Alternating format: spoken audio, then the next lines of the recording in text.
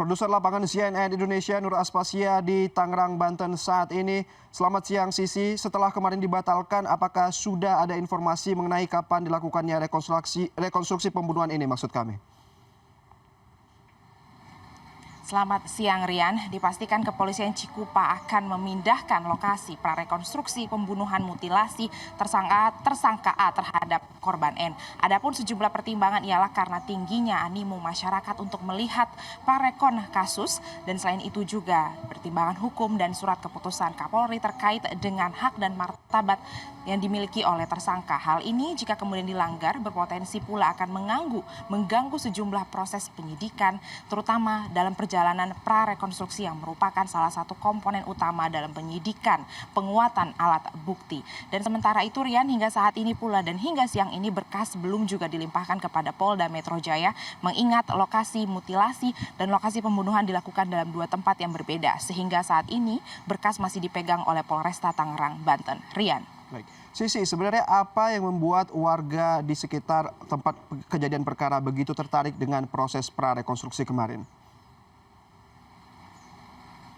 Ya Rian, sebagaimana yang kita ketahui memang kasus ini begitu banyak sekali menghiasi editorial sejumlah media. Dan ini juga yang menjadi salah satu alasan utama kenapa juga masyarakat sangat penasaran dan sangat ingin tahu bagaimana sebenarnya pola prarekonstruksi yang dilakukan oleh tersangka A terhadap korban N.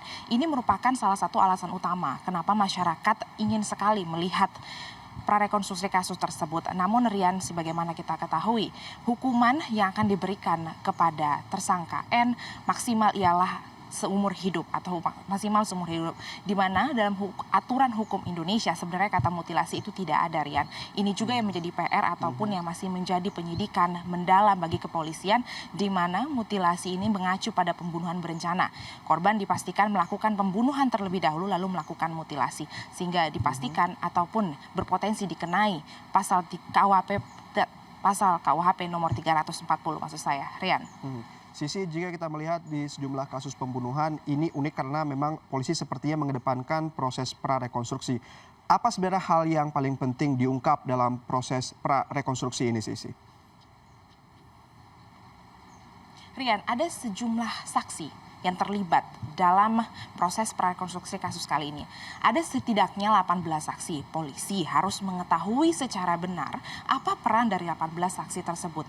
Hal ini pula yang kemudian kenapa prarekonstruksi itu dibutuhkan. Prarekonstruksi dalam kasus sebelumnya mengacu pada kasus sebelumnya memang dilakukan secara berulang untuk mengetahui secara persis bagaimana duduk perkara, apakah kemudian ini merupakan pembunuhan berencana ataukah pembunuhan yang dilakukan oleh pidana terlebih dahulu.